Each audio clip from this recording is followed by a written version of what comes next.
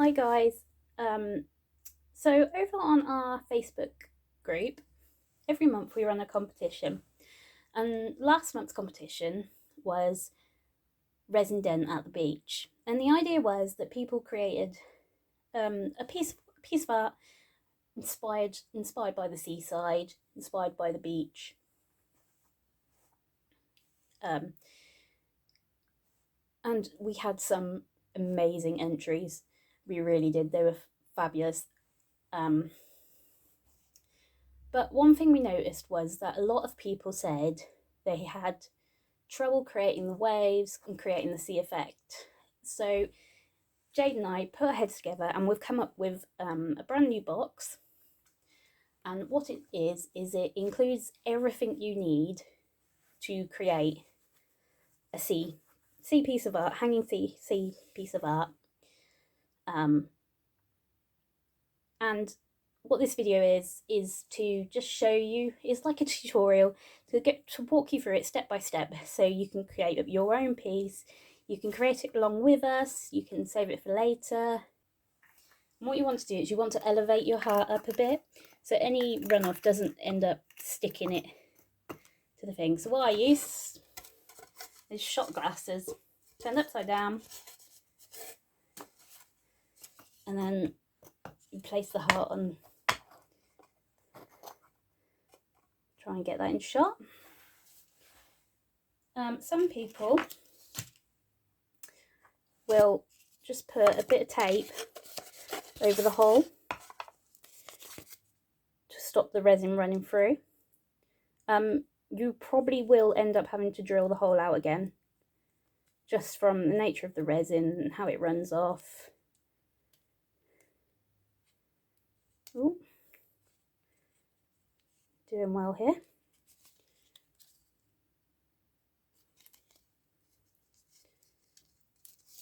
Just be a video of me trying to unstick a bit of sellotape. Make sure that's well pushed down. Right. There we go. There we go. Right. Okay. Next thing, gloves.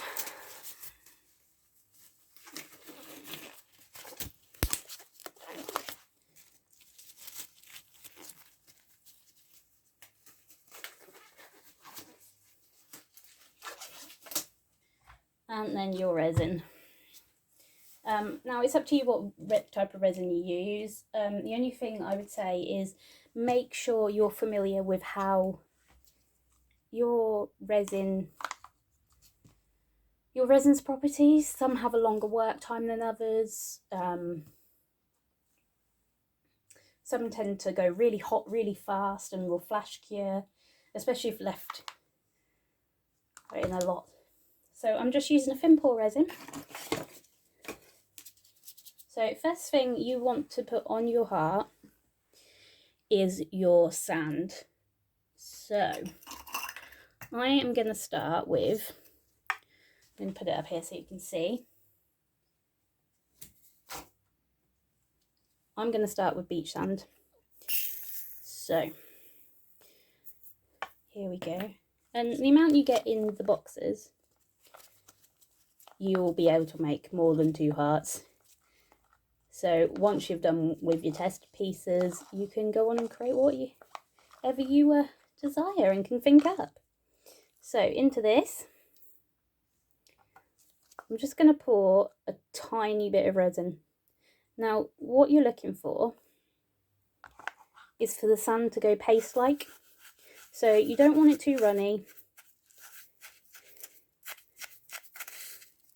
Just add a little bit at a time. And remember that less is always more. Well, when it comes to sand, it is. There we go. So that's probably about the consistency you look at. And the way you want a paste is because sand has pockets of air between each of the grains. And if you put too much resin in, it will release a load of bubbles and you'll just get a mess. So when you decide where you want to put which way you can have going up the heart, across the heart, where you decide where you want to go. I'm going to go this way just because it's easier camera wise. Now it will look as if it's just fallen off the board, because you want like a spreadable consistency. You don't want to be able to pour it really, and you are wearing gloves so you can get your hands involved. Ooh. There's always one bit of hair. Please tell me I'm not the only one that does that. Gets the hair involved. Remember, it's peaceful. It's the beach. It doesn't have to be neat and tidy. How many shorelines do you know that follow the rules?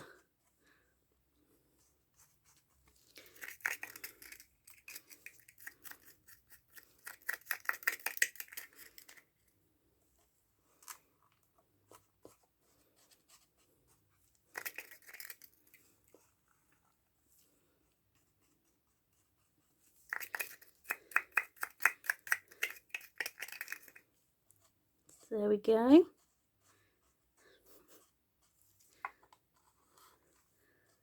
I look like I'm making a right mess out of this. Like I said, inevitably sand and resin will go everywhere. This is not one to do if you're a tidy crafter. So I'm going to add a bit more sand, but this time I'm going to add some June sand to give a sort of gradient effect.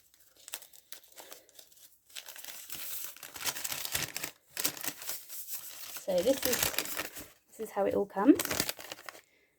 You can see that's a, there we go, nice lighter, smaller grain size. And you just do the same as the sand before.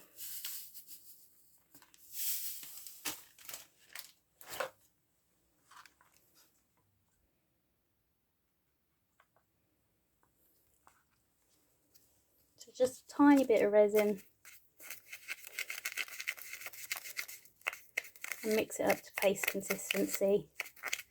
I'll probably need a little bit more resin in that one.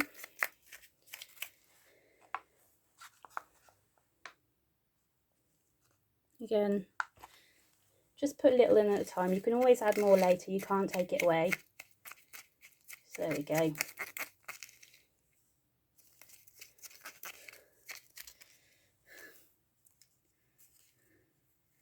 So I'm going to use this sand to go around the edges. And these sands complement each other really well, all three sands.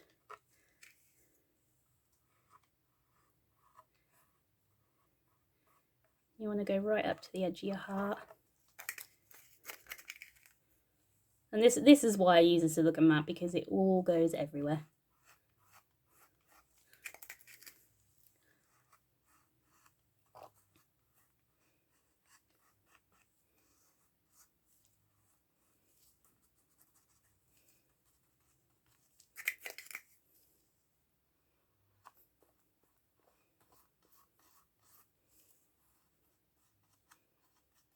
And then what I'm going to do is just sprinkle a little bit more beach sand.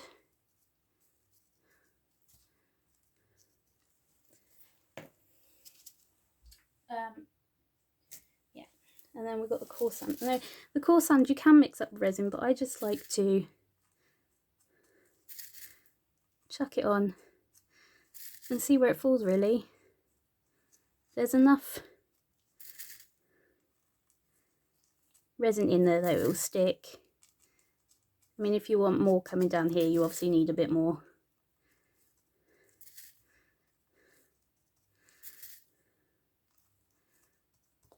There we go.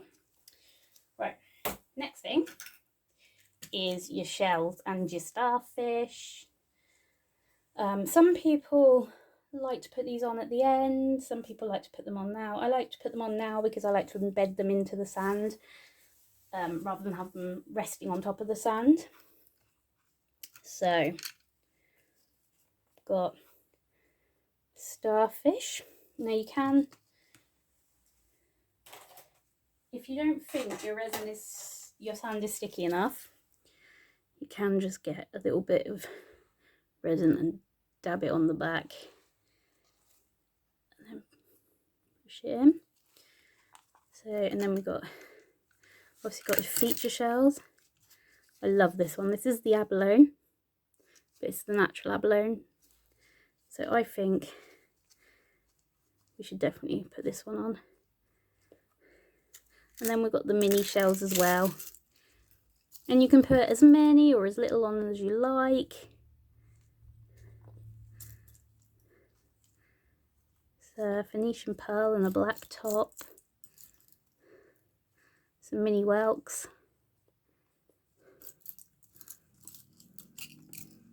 And like I said, you still have so many shells left at the end.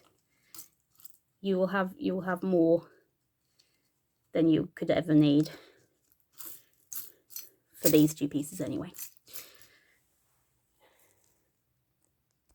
So there are two ways to do the next bit. First way is to let your sand dry completely and leave it be. I find this gives a more defined line between the sea and the sand shore. Or you can go right ahead and do it. You probably will get a bit of the colour coming into the sand, but it just looks like the sea's washing up on the shore. So let's get colours mixed up ready. So let's get on to the next stage. Let's mix some colours up. So for this one I've chosen Mazzy Blue and Turquoise.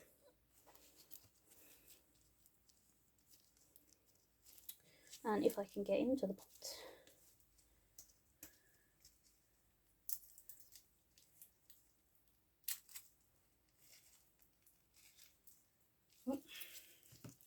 Excuse me. Okay, sorry, Jade does the pots up so tight you can't get into them. It's good because they don't spill in the post, but so that is the turquoise, and this is the Mazzy Blue. So I'm going to start with this one, and all you need is a little cocktail stick, and you don't need much at all. And you just pop it in, give it a stir. You do have to make sure it's well mixed, but you can see how far that tiny little bit on the end of your cocktail stick goes.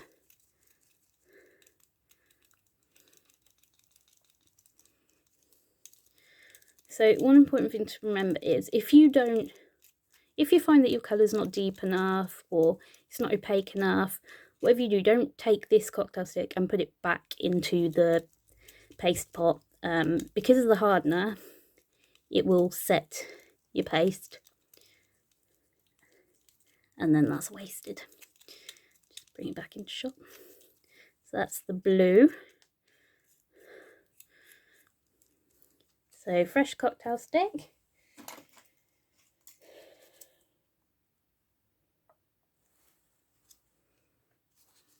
And the turquoise. Getting it all over me. It's probably always good to have on hand baby wipes.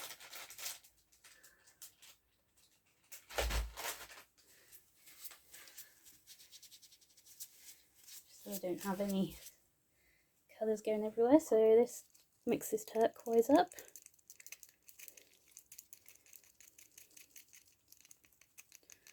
Now I like to have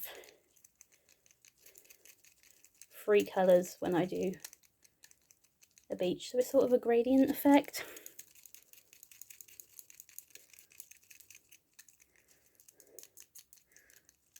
There's probably people going, no! That's because I'm mixing quite fast. There we go, there's the turquoise. They are an orange pot, so you'll be able to see them properly in a minute.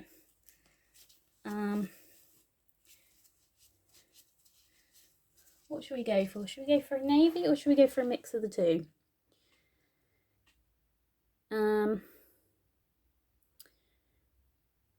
I'm thinking I might go for this mix of the two actually. So fresh cocktail stick, back in the blue and the turquoise. Your paste pots may need a little stir when you get them, just because they get thrown about in the post.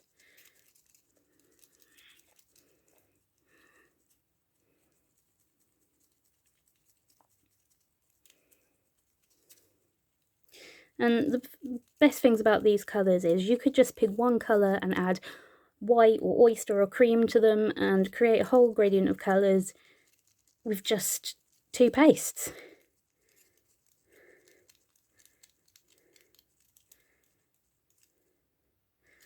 I think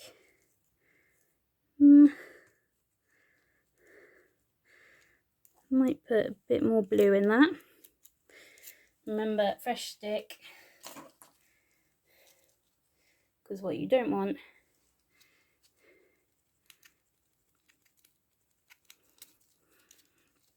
so a bit more blue.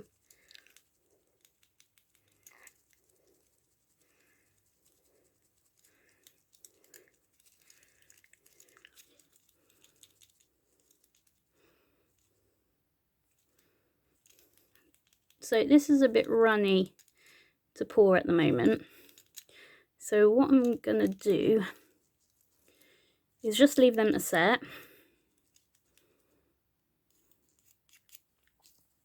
That's better. There you go, you can see. I think the light doesn't pick it up properly, but there's sort of light blue middle and the dark turquoise. So whilst they are resting, what I'm going to do is show you how to do the waves.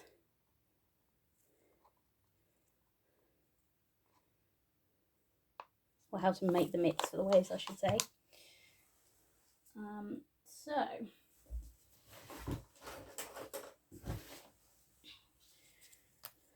white paste.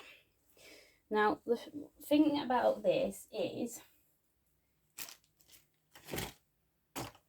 you want to put a fair bit of white paste in, and it looks more, sorry, just grabbing the cocktail stick, it looks more, so what you want is actually a couple of fairly big dollops in. And you can do this with any colour. So if you want to create like a geo piece of art, an acrylic pour, yep, so just make sure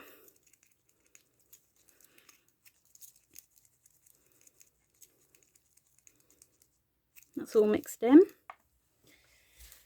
And then you get your silicone oil.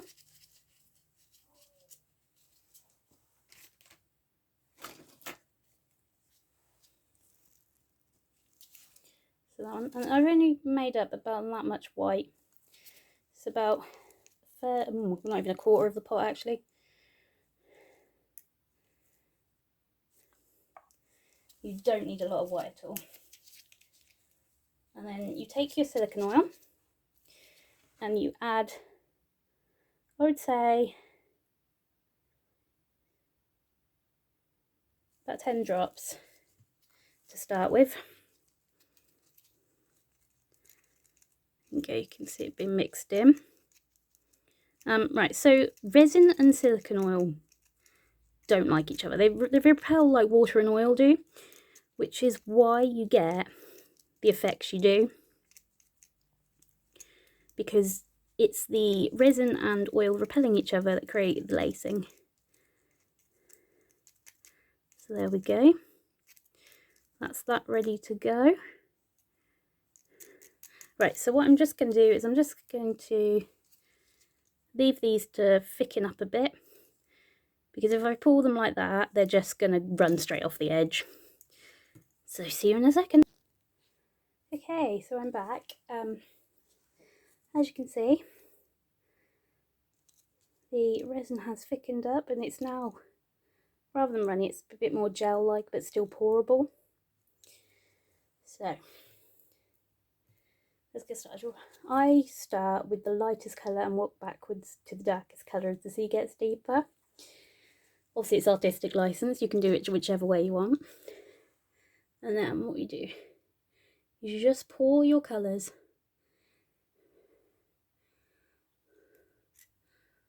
where you want them to be.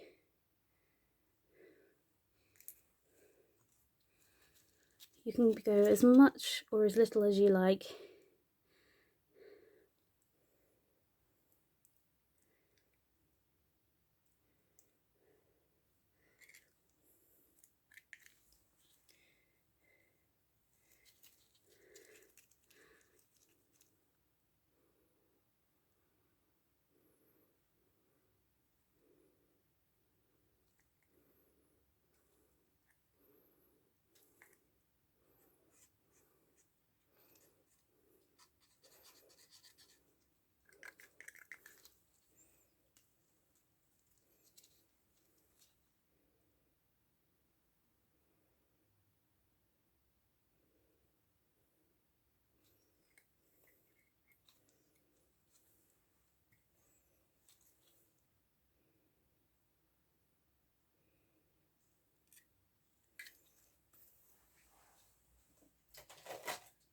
And then what you want to do is make sure...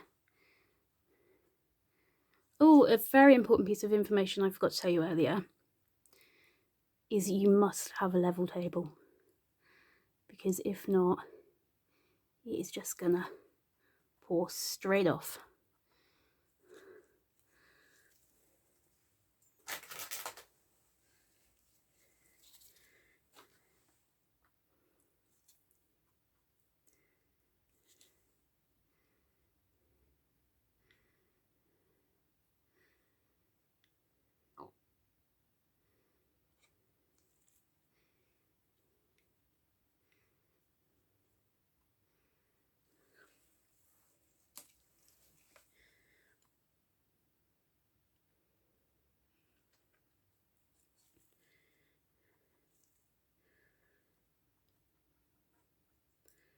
Now you don't want to put too much resin so far.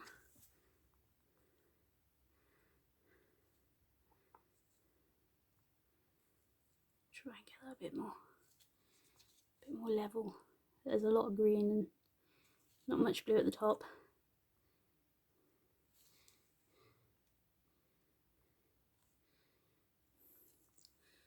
Okay, right. So the next thing I suggest doing, aside from moving stray hairs, is like along where your colours meet, I try and smear them together a little bit so it gives a more gradual effect.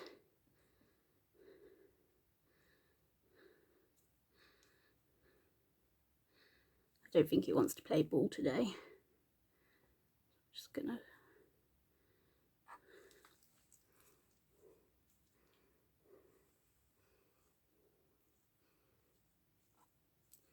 try and blur the line a bit.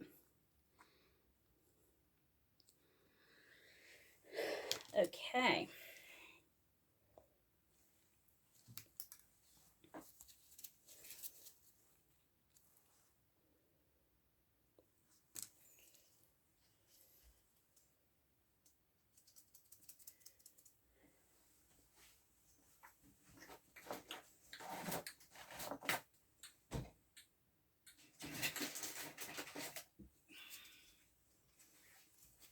I'm just gonna, like I just said, it's important you have your tables level. she says, as she doesn't have her own tables level. So next on is your white, and this is the exciting part. So where you put your white is where you want your waves to go. And you don't want to put too much on because you can overdo it. Should we go for a wave in the middle? I don't know. Put a little one in. But the thing to do is not to put a big blob and then drag it across, because it won't work. You need to put white paste all the way along. Except for those two big. So as you can see already where it's starting to form your cells. So next you want your heat tool. Mine is, I used to be a card crafter. So this is just a plain old embossing tool from the range, I believe it was. It was a tenner. So what you need to do is when you turn your heat tool on, point it away from your piece of work first and let it heat up. Then you bring it to your piece of work and you push your waves down the thing in the direction you want your waves to go. So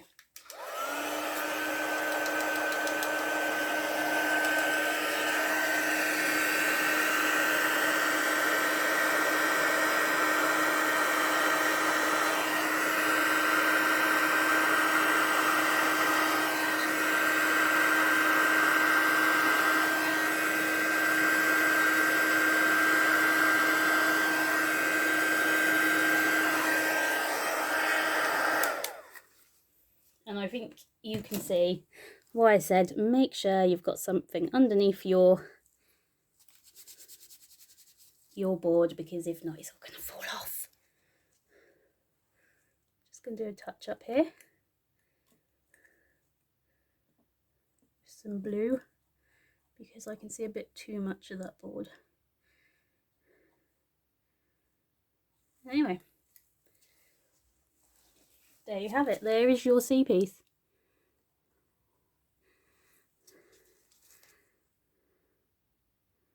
So you just leave that be, let it dry, and see what happens. If you're not happy with your white, you can always add a few more blobs. Yeah,